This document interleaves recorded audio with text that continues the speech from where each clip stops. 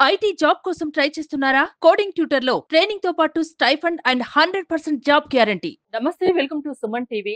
నేను మీ హరిత. కోల్కతా ఇన్సిడెంట్ ప్రతి ఒక్కరిని కలిచివేస్తోంది. ట్రైనీ డాక్టర్ పోస్ట్ మార్టం నివేదికతో కొన్ని దిగ్భ్రాంతికర విషయాలు బయటకు వచ్చాయి. దీని గురించి ఇప్పుడు మనం మాట్లాడబోతున్నాం. లైవ్ కాల్లో మాట్లాడడానికి రెడీగా ఉన్నారు డాక్టర్ వేణు కుమారి. డాక్టర్ గారు నమస్తే అండి. నమస్తే అండి. ఒక దారుణం అని చెప్పడానికి కూడా, అంటే మాట్లాడడానికి కూడా మాటలు రావట్లేదు. అంత దారుణమైన విషయం మనం మాట్లాడుకునేది. ఈ ఇన్సిడెంట్ గురించి మీరేం చెప్తారు ముందుగా? అసలు ఒక అమ్మాయికి ఒక వర్కింగ్ ప్లేస్‌లో తను డైలీ వెళ్ళి వచ్చే వర్కింగ్ ప్లేస్‌లో కూడా ఇలా జరిగితే అమ్మాయిలకి సేఫ్టీ ఎక్కడ ఉంటుంది? చాలా దారుణాతి దారుణం. దారుణం అసలు దాన్ని మనము ఒక వర్డ్స్‌లో కూడా డిస్క్రైబ్ చేయలేనంత ఘోరమైన సంఘటన. ఇది ఒక డాక్టర్ అనే కాదు, ఎనీ విమెన్ అసలు ఇప్పుడు కరెంట్‌లీ ఉన్న ఇండియాలో ఏ అమ్మాయి గాని ఈ న్యూస్ చూసినా గాని నరాల్లో వణుకు పుట్టేంత పెయిన్‌ఫుల్ దుర్ఘటన ఇది. డాక్టర్ గారు, డాక్టర్ పోస్ట్ మార్టం చెప్పండి. నివేదిక మీరు చూసే ఉంటారు. చాలా వైరల్ అయిపోతుంది. అవునండి. దాని ప్రకారం ఏం చెప్తారు ఒక డాక్టర్‌గా, ఒక లేడీ డాక్టర్‌గా? ఒక లేడీ డాక్టర్‌గా అంటే వి డోంట్ నో అది ఎగ్జాక్ట్‌లీ కానీ పోస్ట్ మార్టం రిపోర్ట్‌లో హర్ బ్రోకెన్ నెక్ అండ్ ఐస్‌లో ఆవిడ పాపం స్పెక్స్ పెట్టుకొని ఉంటే ఐస్‌లో ఈవెన్ స్పెక్టకిల్స్ బ్రేక్ అయిపోయి అద్దాలు కూడా ఉండిపోయాయి. And her pelvis was like one side is totally twisted. ఇవన్నీ యాక్చువల్‌గా అఫీషియల్‌గా ఈ పోస్ట్ మార్టం విషయాలు మాట్లాడకూడదు, కానీ ఇంత క్రూరంగా ఒక హ్యూమన్ ని, ఒక అమ్మాయిని పక్కన పెట్టండి, ఒక అమ్మాయిని, ఒక హ్యూమన్ బీయింగ్ ని అంత క్రూరంగా హింసించి అంత చంపడం అంటే ఇంతవరకు జరిగిన ఇన్సిడెంట్స్‌లలో మన హైదరాబాద్ లో ఒక నిర్భయ ఒకటి డెత్ అయింది. ఢిల్లీలో కూడా ఒక 12 years బ్యాక్ ఒక ఎపిసోడ్ అయింది. కానీ వీటన్నిటిలో ఇది అవన్నీ ఎక్కడో నిర్మానుష్య ప్రదేశాల్లో జరిగాయి, కానీ ఇది మాత్రం with in the hospital, with in the ranges of the హాస్పిటల్లో జరగడం అనేది చాలా ఘోరము. బాడీ మీద అన్ని wounds and neck bone was broken and కళ్ళల్లో ఆవిడకి మొత్తం ఐవి అద్దాలు బ్రేక్ అవ్వడం, పెల్విస్ లో ఒక ఫ్రాక్చర్, ఒక లెగ్ మొత్తం 90 degrees యాంగిల్లో ఇలాగా అనేది చాలా జరగడం అనేది, అంటే పెల్విస్ బోన్ మొత్తం బ్రేక్ అయితే తప్ప అలాగా రాదన్నమాట. Totally both legs are totally separated. అమ్మాయికి ఎంత టార్చర్ పెడితే బాడీ అలాగా పోస్ట్ మార్టం లో అండ్ వెజనల్ వూండ్స్ ఇవన్నీ పోస్ట్ మార్టం లో ఉన్నాయి.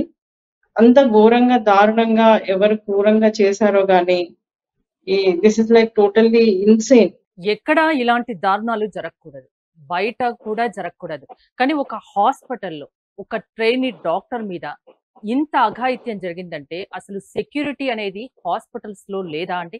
హాస్పిటల్‌లో సెక్యూరిటీ ఉండదండి. ఇప్పుడు మనం కామన్‌గా చూస్తూ ఉంటాం కదా!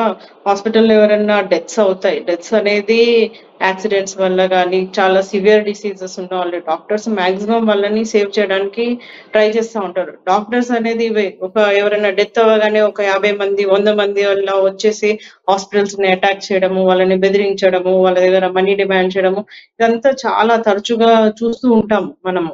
కానీ ఈ గవర్నమెంట్ హాస్పిటల్‌లో గాని, ప్రైవేట్ హాస్పిటల్‌లో సెక్యూరిటీ అనేది మామూలు సెక్యూరిటీ పర్సన్స్ ఉంటారు. కానీ ఈ డెత్స్ ఇవన్నీ జరిగేది ఇప్పుడు వేరే ఫారిన్ కంట్రీస్‌లో డెత్ ఇలా జరిగితే అది ఏం చేస్తారు వాళ్ళు? దానికి రీజన్స్ అవన్నీ చూసుకుంటారు.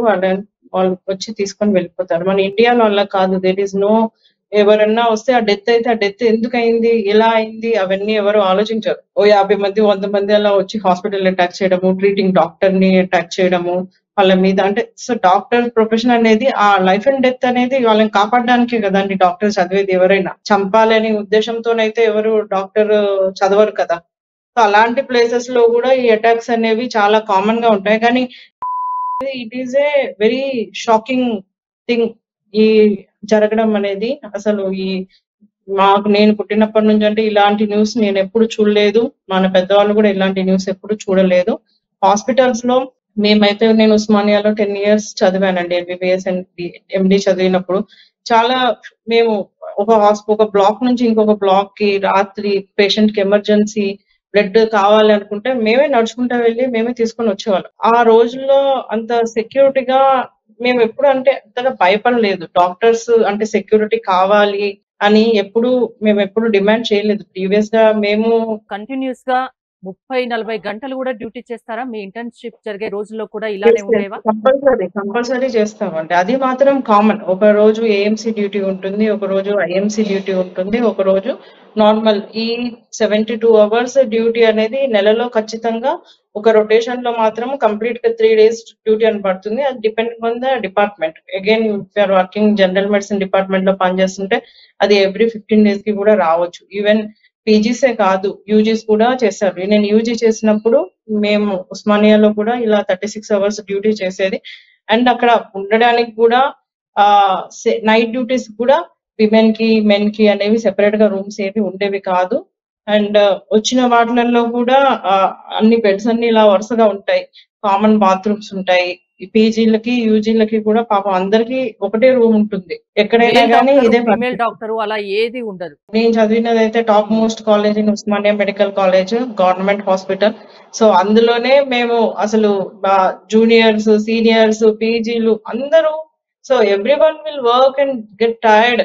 మిడిల్ లో నైట్ 4 o'clock వరకు సో ఇప్పటికైనా కొన్ని మార్పులు రావాలని మీరు కోరుకుంటున్నారు. ఇంకోటి పోస్ట్ మార్టం నివేదిక గురించి చూసినట్లయితే డాక్టర్ గారు, స్పర్మ్ కౌంట్ 150 ml ఉందని ఒక విషయం అయితే బయటకు వచ్చింది. దీని గురించి ఏం మాట్లాడతారు? ఇది డెఫినెట్ గా ఒక యావరేజ్ 7 అనేది 10 ml to 15 ml అంతా ఉండొచ్చు యావరేజ్ గా. కానీ 150 అనేది డెఫినెట్లీ అది చూపిస్తుంది. అది అక్కడ ఒక పర్సన్ ని తీసుకొచ్చి ఆ పర్సన్ వాడు సైకో, వాడు మాత్రమే వీళ్ళంతా చేశాడు అని అంటే it is humanly it is not possible. So definitely we think it is a. Doctor గారు, ఇలాంటి ఘటనలు జరగకుండా ఉండాలంటే మీరేం చెప్తారు? ఇలాంటి ఘటనలు అంటే ఎడ్యుకేషన్ ఈజ్ ఇంపార్టెంట్ అండి. One thing like girl child కి ఎలాగా సేఫ్టీగా టచ్, నాట్ టచ్ అని ఎలా నేర్పిస్తామో బాయ్స్ కి కూడా అలాగా ఇలా చేయకూడదు, విమెన్ ని ఇలా ట్రీట్ చేయకూడదు అనేది పేరెంటింగ్ సైడ్ నుంచే బిగిన్ చేయాలి. అది first number 1 my suggestion. Second, main గా అనేది ఇవన్నీ జరిగేదంతా ఓవర్ అన్కంట్రోల్డ్ వీడియోస్ ఇవన్నీ చూసి ఈ యువతరం అంతా చాలా చెడిపోతుంది. వాళ్ళకి జస్ట్ ఇన్స్టెంట్ గా ఎక్కడ చూసినా ఎక్కడ అవైలబుల్ గా ఉన్నాయి. కొన్ని కంట్రీస్ లో అసలు ఉండదు. అవన్నీ చాలా సేఫ్ కంట్రీస్ గా ఉన్నాయి. అది కూడా గవర్నమెంట్ సైడ్ నుంచే పాసిబుల్ అవుతుంది. థర్డ్ థింగ్ అనేది షుడ్ బి లైక్ ఇమీడియట్ గా వాళ్ళని క్యాచ్ హోల్డ్ చేసేసి వాళ్ళకి చాలా క్రూయల్ పనిష్మెంట్ ఇస్తే గానీ ఇలాంటి, అంటే ఇప్పుడు ఈ న్యూస్ చూసి అమ్మాయిలకి ఎలాగా వణుకు పుట్టిందో ఇలా చేస్తే ఇలా అవుతది అన్న వణుకు కూడా ఉంటేనే ఈ సమాజంలో ఏమన్నా చేంజ్ అవుతుంది. లేకపోతే చేంజ్ చేయడం చాలా కష్టం. మెయిన్ గా గవర్నమెంట్ ఏదైనా చెయ్యాలి అంటే ఈ శిక్షను చూసి తలుచుకుంటేనే భయపడే విధంగా ఉండాలి అంటారు, అంతేనా? కఠిన శిక్ష డెఫినెట్ గా ఉండాలండి. కొన్ని వీడియోస్ ఇవి చూసాక కొన్ని వీడియోస్ డాక్టర్ గ్రూప్ లో సర్క్యులేట్ అవుతున్నాయి. యూఏఈలో, అరబ్ కంట్రీస్ లో ఎలా ఉంటుందంటే వాటిని విత్ ఇన్ 3-4 days లో they're cutting off their head. So I, as a woman, not as a doctor, as a woman, as a mother of 2 girl children, as a woman of so many friends, I wish like చేశాడు వాడిని అక్కడికక్కడే 3 రోజుల్లోనే మెడ తీసి పడేస్తే గాని ఈ సమాజం అనేది ఎప్పటికీ బాగుపడదు. ఆ భయం అనేది లేదు. ఆ భయం లేకపోవడం వల్లనే ఇవన్నీ జరుగుతున్నాయి.